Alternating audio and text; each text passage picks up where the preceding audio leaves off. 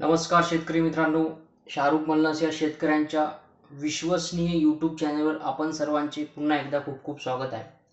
आजचा आपला प्रमुख विषय म्हणजे जसा की आपण पीक विम्याच्या अंदरची गोष्ट म्हणजे पीक विम्याच्या संपूर्णरित्या आपण अभ्यास करणार आहोत.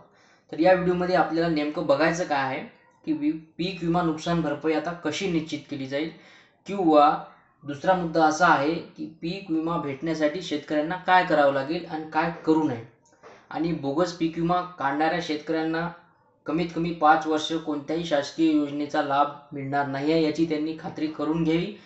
आणि फालतू उद्यम वाचू नये. सरकार तुमच्यापेक्षा हुशार आहे, तुम्ही काही एवढं हुशार नाही. ते पॉलिटिकल लोक आहे, ते आमदार खासदार मंत्र्यांना मुख्यमंत्र्यांना माजी मुख्यमंत्री अशोकराव चव्हाणांना विकत घेऊ शकतात. तुम्ही कुठचे कोण आहात? आपण त्याच्यासमोर टिकू शकत नाही. म्हणून फालतूपणा कोणी करू नये. आपण जे जे सांगतो त्या गोष्टीवर लक्ष ठेवावं.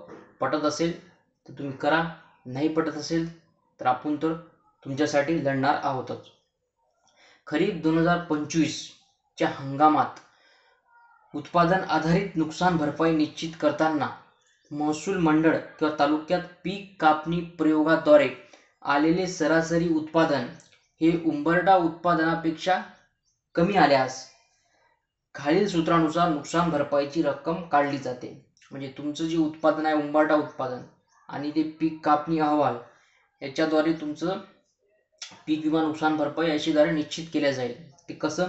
तर सरासरी उत्पादन काढताना कापूस, सोयाबीन, भात या निवडक पिकाच्या बाबतीत रिमोट सेन्सिंग तंत्रज्ञानाद्वारे प्राप्त उत्पादनास, जे प्राप्त उत्पादन सरकारला मिळेल त्या उत्पादनास 50% आणि पीक कापणीद्वारे प्राप्त उत्पादनास 50% भारांकन देऊन पिकाचे सरासरी उत्पादन निश्चित केले जाणार आहे.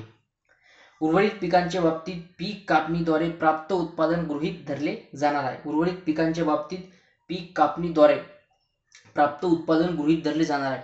आता उंबरठा उत्पादन म्हणजे प्रत्यक्ष आलेले सरासरी उत्पादन. उंबरठा उत्पादन म्हणजे काय? मागच्या व्हिडिओमध्ये आपण तुम्हाला सांगितलं होतं, त्याच्याबद्दलच हे ब्रीफमध्ये आपण डिस्कस करत आहोत. म्हणजे स्टेप बाय स्टेप तुम्हाला संपूर्ण माहिती समजली पाहिजे.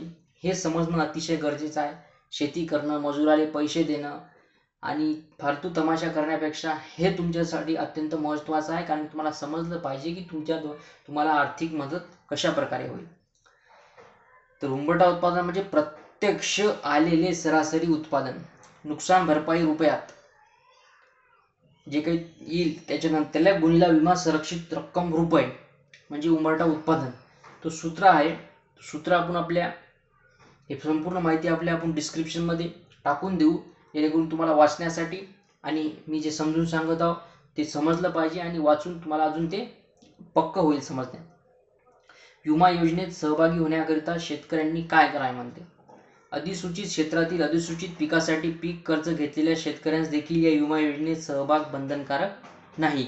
मात्र त्यासाठी शेतकऱ्यांनी विमा योजना भाग घेण्याच्या अंतिम दिनांकाआधी किमान 7 दिवस संबंधित बँकेस विमा हप्ता न भरण्याबाबत लेखी कळवणे गरजेचे आहे. म्हणजे जे विम्याची लास्ट डेट होईल त्याच्या 7 दिवस अगोदर विमा न भरणे किंवा जे काही तुम्हाला सांगायचं आहे हप्ता न भरण्याबाबत लेखी कळवणे गरजेचे आहे. बिगर कर्जदार शेतकऱ्यांनी आपला ॲग्रीस्टॉक नोंदणी क्रमांक, 7 वाऱ्याचा उतारा, बँक पासबुक, आधार कार्ड व पीक पेरणीचे स्वयं घोषणापत्र जे तुम्ही प्रत्येक वर्षी देत असतात पीक विमा भरताना ते अर्ज देऊन व हप्ता भरून सहभाग घ्यावा. घोषणापत्र घेऊन प्रतिकृत बँकेत विमा अर्ज देऊन व हप्ता भरून सहभाग घ्यावा पाहिजे.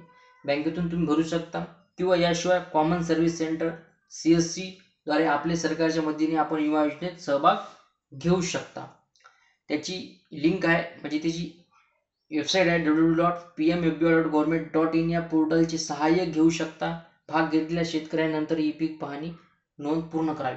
आता ज्या शेतकऱ्यांनी ज्या पिकाचा विमा काढलेला आहे त्याच पिकाची त्यांनी ई पीक पाहणी करणे अत्यंत गरजेचे आहे. डोकं फोडू सांगत असतो आम्ही, हे तुमच्यासाठीच सांगत असतो, कारण की खूप शेतकरी याच्यात चुका करतात. चुका कशा करतात?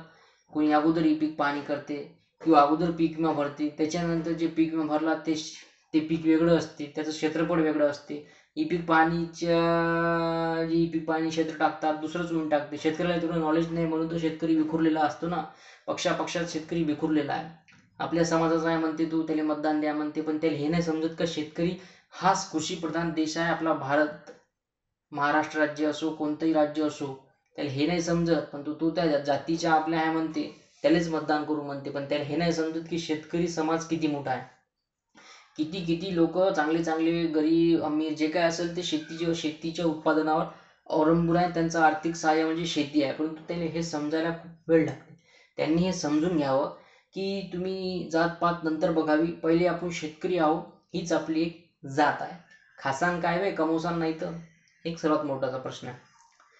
तर योजनेच्या अधिक माहितीसाठी कोठे संपर्क साधावा? पीक विमा योजनेच्या अधिक माहितीसाठी किंवा नुकसान भरपाई माहितीसाठी केंद्र शासनाची कृषी रक्षक पोर्टल हेल्पलाईन 1447 म्हणजे 144447, एकदा नीट ऐकून घ्या, 144447 वर तुम्ही संपर्क करू शकता. हा टोल फ्री क्रमांक आहे. जे तुमची प्रॉब्लेम आहे ते तुम्ही त्याच्याद्वारे त्या नंबरवर कॉल करून तुमची प्रॉब्लेम सोडू शकता. संबंधित विमा कंपनी स्थानिक कृषी विभाग कार्यालयाशी संपर्क साधावा. विनयकुमार शांता जयसिंगराव आवटे, कृषी संचालक, कृषी प्रक्रिया नियोजन, महाराष्ट्र कृषी आयुक्तालय, पुणे, भाग 1. तर अशा प्रकारची ही माहिती होती. माहिती आवडल्यास लाईक करा, काही प्रॉब्लेम प्रश्न असल्यास कमेंट करा, आणि चॅनलवर नवीन असाल कृपया करून चॅनलला सबस्क्राईब करून घ्या, जेणेकरून जी आपली मेहनत आहे प्रत्येक व्हिडिओ प्रत्येक शेतकऱ्यांपर्यंत पोहोचला पाहिजे. भेटूया पुढच्या व्हिडिओमध्ये. तोपर्यंत धन्यवाद. जय जवान, जय किसान, जय हिंद, जय महाराष्ट्र.